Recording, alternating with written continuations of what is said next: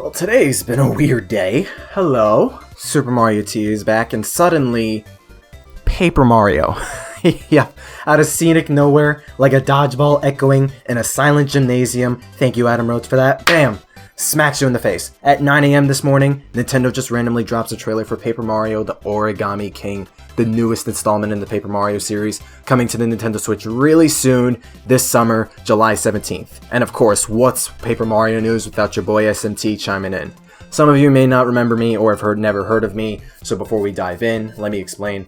I've set myself through the proverbial YouTube door and got noticed in the YouTube landscape because of Paper Mario. Numerous times I've expressed disdain for Sticker Star and Color Splash, sheer adoration for 64, Thousand Year Door, even Super Paper Mario, making video essays, emphasizing why people love those games, how there's a sheer disconnect with fans for Paper Mario and the Nintendo/Intelligent Systems, why people don't want the newer games' core mechanical style, / why the newer games are very flawed in gameplay, writing, story, characters, etc. I even made a video where I had data and research on why Paper Mario changed throughout the series after Thousand Year Door. So, in case you couldn't tell, I love me some Paper Mario, especially the classics. And after my reaction to the trailer, I've received more information, screenshots, and details regarding it and have gained more time to process everything and really sit on it.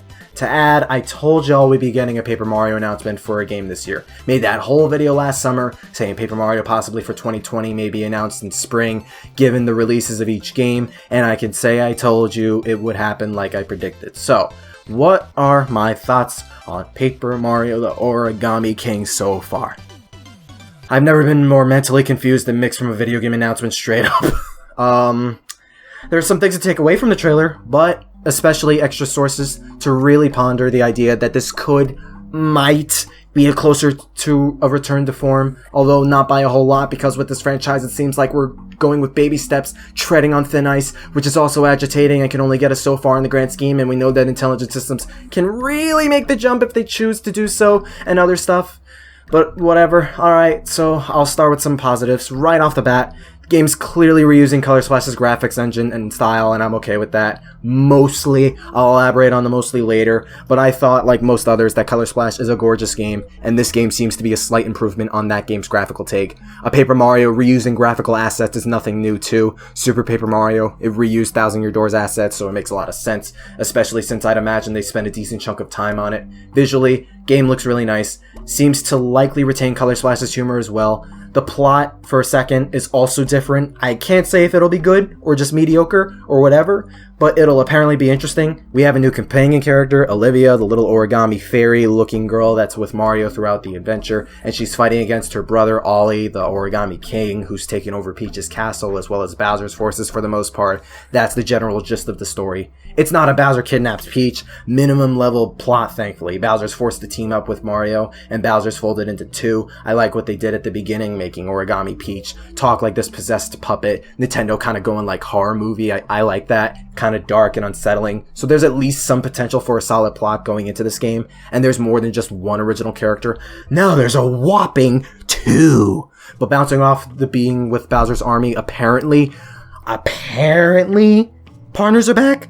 Apparently? Maybe? Everyone says they are. There are a bunch of screenshots to where Mario's traveling alongside Olivia with one of Bowser's minions behind him, exactly like in Thousand Year Door, like a Babam or Kamek, and they also have a few dialogue boxes that side characters would have, so I'm getting that impression as well, and I'll specify the other side of the coin of that later, but on the whole, the games make it seem like partners might be a thing again, which would be cool. The battle system is also not like Color Splash or Sticker Star. It's turn-based combat where you're fighting on this ring, where you turn enemies and attacks change based on it. It also seems like expendable attacks. The stickers and cards in the last two games you lose once used and have to constantly search for aren't a thing anymore, with apparently, I've been saying that a lot, experience points in their purest form returning. So not the same as Thousand Year Door's combat, but still turn-based combat, and closer to that style judging from all this. It is at least taking a whole new meaning on turn-based combat. Huh? Get it? Because you're turning the ring to attack? Jokes aside, if these apparent details are true, we might be onto something unique and cool here. Something maybe like Super Paper Mario, maybe Last good thing I liked is the settings seem more unique and creative than before. You got a couple standard locales, plains, hills, forests, etc. But similar to Color Splash, it has some interesting locations, like there's this Arabian desert town with Shy Guys in the trailer. There's one Japan-inspired locale, which looks neat. They're at least getting more creative with the settings again, which is wonderful. And not even the style, the world itself looks a lot more open-ended and big. Like you go around these giant rocky plateaus in a shoe, you're in a boat across a vast sea. Like, if this replaces the grid-by-grid based world map Sticker Star and Color Splash used, that'd be really freaking cool. And it would help make the world feel a lot more alive and more adventurous, so that's good. Also, a safe assumption Color Splash's soundtrack influence will be carried here, which is the one and only thing I adore about Color Splash and will fight to the bitter ends of hell for. It has an utterly beautiful soundtrack, so safe assumption to assume this game will do the same. But, oh no, here comes the negativity. Here comes my problem-obsessed worry with it. Prepare your earplugs if you're sensitive to opinions and criticism, my fair children. My biggest gripe with this reveal? I think the trailer was super vague. I think it did a pretty bad job at trying to show off the good/important stuff outside the plot to really drive home reassurance to the crowd who wanted Paper Mario to return to form. Like, if you saw my reaction, you know why. You largely see Mario traveling and especially fighting alone against more of Bowser's enemies, which are the same enemies and characters as usual that turned into Origami, the halfway interesting locales, halfway being good, very good, like the two I mentioned earlier, the other half being standard, the humor, plot, world, and mechanics being 100% based around paper, just like the last two games, not to mention the graphics. Like, the trailer gave off major Color Splash vibes in multiple ways. They hardly touched on the battle system. You have to find another video to get even a little better look at it, and because the characters are so simple and the combat seems to only have Mario as the only functioning character within it too, for the most part anyways, it still leaves a lot of questions. Like, some people on Twitter kept telling me, they did show partners, or I thought it was obvious that partners were back. Like, really? Really? Because I think some of y'all are liars low-key, or at the very least, I definitely don't think it was that obvious. Because how many times in Color Splash did a one-off Toad or Shy Guy follow you for an extremely small bit of the story in one level? There's like several instances to where you get a tag-along NPC for like 20 seconds or more, and then they dip. The part where the Babam is with Mario and Olivia's in that gondola got the same exact vibes from the train part from Color Splash, where you talk to that Shy Guy, talk about life stuff, and then move along the game. Had the basic design and everything. You only see Bowser travel alongside Mario for like 5 seconds, and I highly doubt it could do anything folded up like that. Could have easily fooled me. Like, the thought of partners being a thing didn't come through my mind until the advertisements afterwards alluded to such, and the screenshots had to provide the idea. And we're still left with vague cues on how deep or simple the battle system could be, how big of a role the partners play, how deep the plot may be, etc. And the game only comes out in 2 months. This was likely an announcement for that supposed General Direct we were going to get earlier in the year before Corona happened, and on one hand, it's cool having the announcement of a new title releasing extremely soon. July 17th, that's practically no time at all, and trust me, I'm trying to be as fair and cautiously optimistic as possible with this. But with so little to really go off of, and we don't even know the scope of the game either, like, that leaves some unsettling feelings. As far as core issues or potential problems I have though, first main issue, outside Olivia and Ollie, which is almost the bare minimum standard for new characters since Sticker Star, it seems sadly, there's not a single, not one original character with even a halfway striking unique design. Standard Bowser enemies, Koopa Troopa, Snifit, Shy Guys, Booze, the Hammer Bros lineup, Toad, standard cream of the crop, again, for the 3rd time in a row. There was a Toad in an Explorer's outfit, cute, but that kind of distinction or creativity is no different than Color Splash's Ranger Toads, which isn't a lot, especially when the first 2 games did a lot more with the designs on original characters and new characters alike. Secondly, how far are they going to go with the plot plus new characters? Mario's teaming up with Bowser and his army. Cool, that's dope. That rarely happens. And there's potential with interactions between the two. And Peach being on the enemy side and King Ollie as a character, kind of. But would they live up to that potential? Like, I could see there being funny interactions between Mario and Bowser's forces, but they're already limiting themselves pretty significantly by not pushing the design or quirkiness of the characters, leaving them so basic. It seems they're not doing much with adding new characters since we only have 2, and Color Splash's plot largely revolved around you fighting Bowser's forces, but it tried making a big deal out of the black paint, which largely amounted to nothing besides the ending. For all we know, Ollie and Olivia could very well be the only original characters we get. Color Splash advertised original characters, but Huey was legit the only one we got. Sticker Star's first trailer showed off partners in a different art style, could easily change. I doubt it considering how close we are to release, but still worth considering. We've seen recent games pass up on doing more with the plot and story because they're limited with the material they have. Like, they could make it so they nab basic Mario bosses. We saw Gooper Blooper in there anyways. Ollie does some weird thing to Bowser. Bowser knocks out Ollie. Bowser takes his place as the final boss, pulls some Sonic Lost World shenanigans, and we're back to square one. I could totally be wrong. I wanna be. But the fact that it's a possibility leaves skepticism on the table. I'm pretty sure Bowser will talk though. I feel they learned their lesson with that at the very least. Thirdly, how far are they going to take the gameplay, as in the partners, and especially the combat? I did find a screenshot of a Toad taking part in a battle with Mario. There's also a little icon at the bottom of the screen where there's a Toad silhouette attached to a Y button, likely pointing to commanding a partner, but for some reason they've been hesitant on showing much of the combat, and I feel there's a reason for that.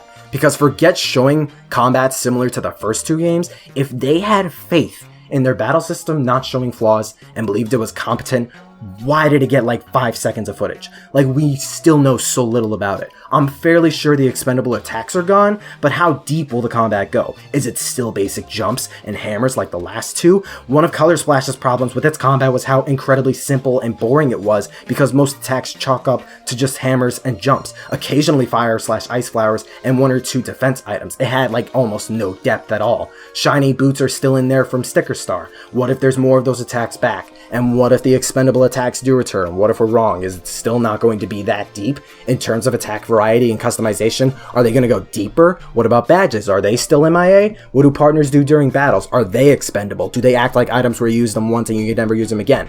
People theorize the partners are disposable either after battle or after chapters, and I don't think I'm going to appreciate that half step in the grand scheme. If you just lose your partners along the adventure, I really hope that's just speculation. Are there legitimate experience points to be gained in this game, like an actual RPG too? Because that's so far a rumor. Again, there's so many unknowns about this game, and I think that leaves a worrisome impression on how the final game is going to be.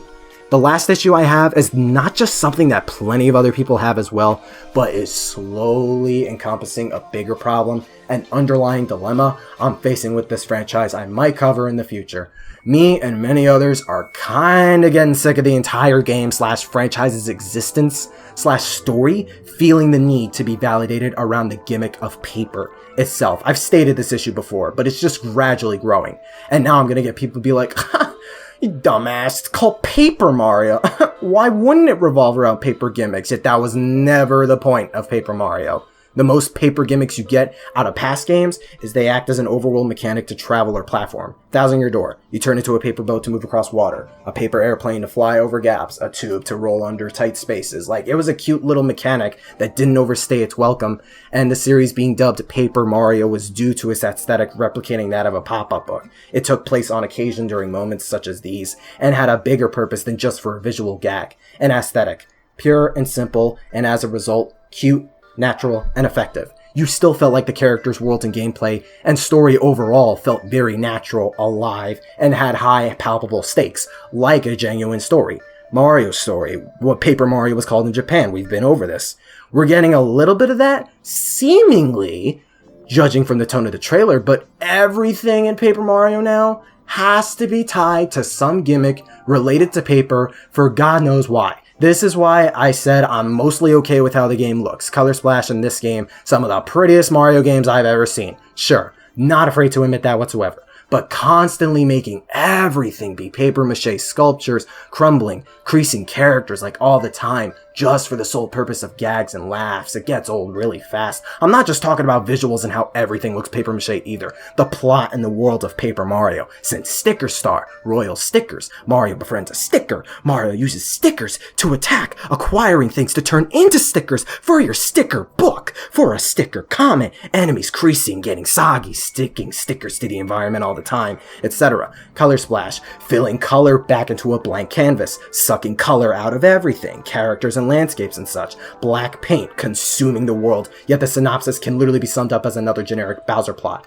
Cutting out the world, etc. Now with the Origami King. Origami taking over the Mushroom Kingdom, turning everyone into origami puppets. Mario pulling out landscapes with his 1,000-fold arms, albeit funny and cool in its own way. Needing to tassel the castle to capture it, etc. The writing and dialogue, the fact each game's premise surrounded stickers, paint, and now origami, making damn near every line of comedic dialogue be some paper pun, whether they're creasing, crumbling, paper thin, etc. The white outlines over the characters, I hate those white outlines. It's why some who like or have played Color Splash prefer either the meta humor outside the paper puns or the more heartfelt moments more. Same exact case for the first 3 games. Like, it largely having to rely on its paper namesake for jokes, making every game revolve around some art class activity for the world itself, for the characters, for almost every gameplay mechanic, primarily because they think it's funny. It just gets so irritating, and it inherently makes these characters, worlds, and stories feel so much less natural,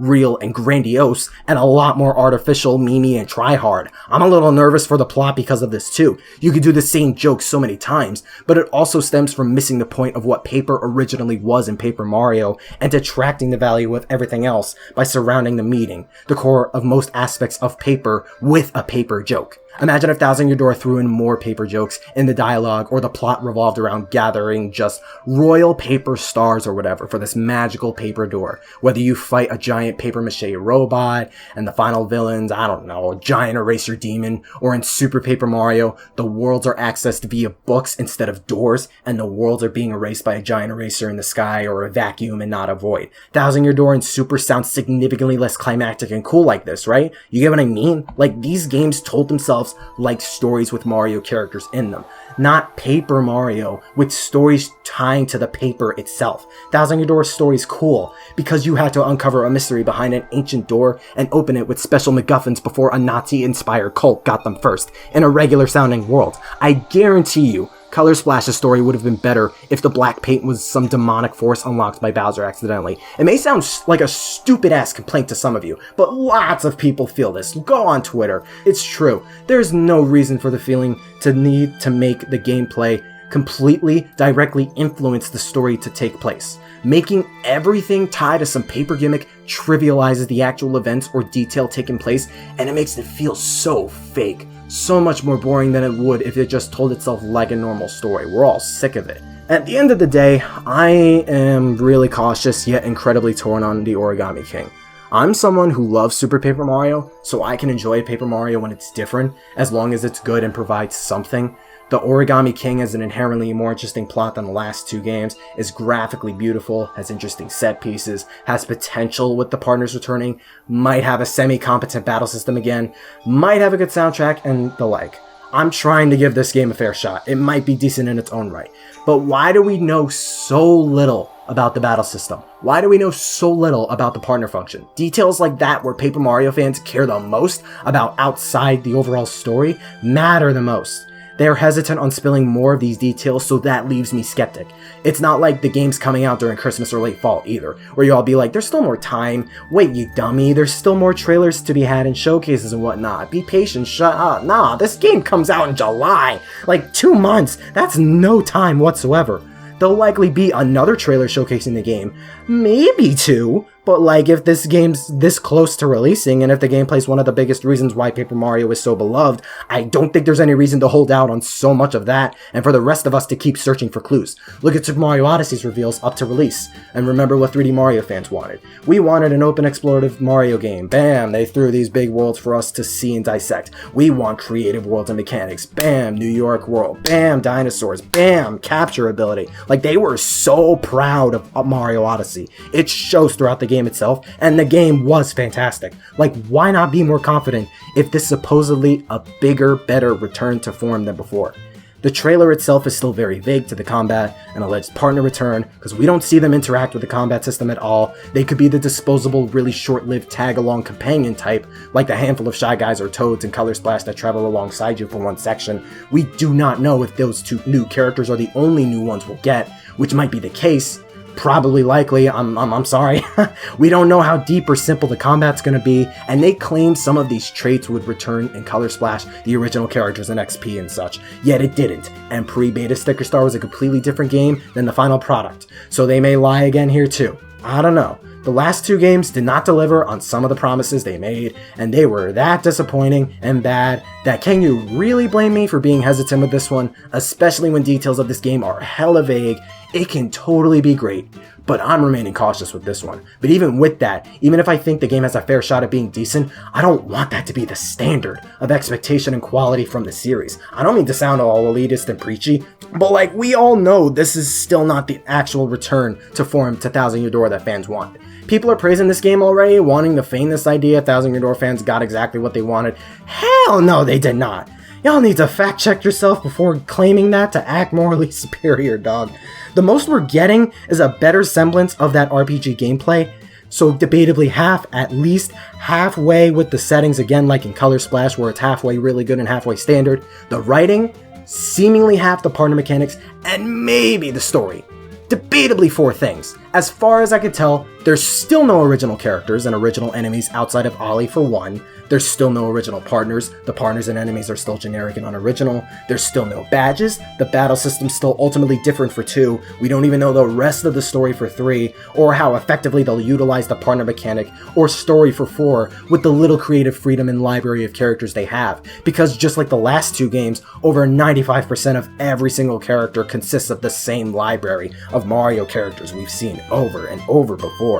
I would love, believe me, please prove me wrong, Nintendo and Intelligent Systems. But with what we've got and how little time we have, I cannot say it's the return we've wanted. Let's be honest. The game and franchise still has gaps it's gotta fill to even be within the same ballpark. I've said all this before. Every good thing about the first 2 games complements each other and makes Paper Mario so unique, charming, and fun to play. They all come together. It's like a thread of a bunch of things, or a puzzle. You don't just have one without the other. When you're still missing half of those factors, I'm sorry, I cannot remain that optimistic or hopeful that it's the game I wanted. It's literally not. Like, I don't even know if I could call it a case of Super Paper Mario where it actually can stand out completely on its own. It could. Again, it could be within the same ballpark if its story and gameplay live up. But Super stands out for having that weaker gameplay, yet RPG roots, original characters, original set pieces, super dynamic story and plot. It's why it stands out and is compared to the first 2, because outside half of the gameplay, it has everything else you'd expect from the series. So I'm forced to compare Origami King to the last 2 games we got, even if it's a step in the right direction. Even if it's another baby step like Color Splash. Baby steps, god damn baby steps. If this game ends up being disappointing a 3rd time, I got something to really say about that baby step mentality and the direction for the franchise, because even with all of this, I'm super hesitant and not completely aboard Paper Mario's direction if this ends up flubbing in more ways than one. Especially after how many fans stated and emphasized how many times they just want a simple, basic return to form to that Thousand Year Door style with the original characters, with the original designs, with an original story, not tied to some stupid paper gimmick, with interesting and unique worlds, with an in-depth layered battle system. Final Fantasy, Pokemon, Call of Duty, and Mario and Luigi literally reuse and reestablish their formulas all the time. But they don't want to do it. They don't want to listen. They don't care about how good Thousand Year Door was, no matter how true it may seem. Or if literally over 80% of their consumer base prefer that style.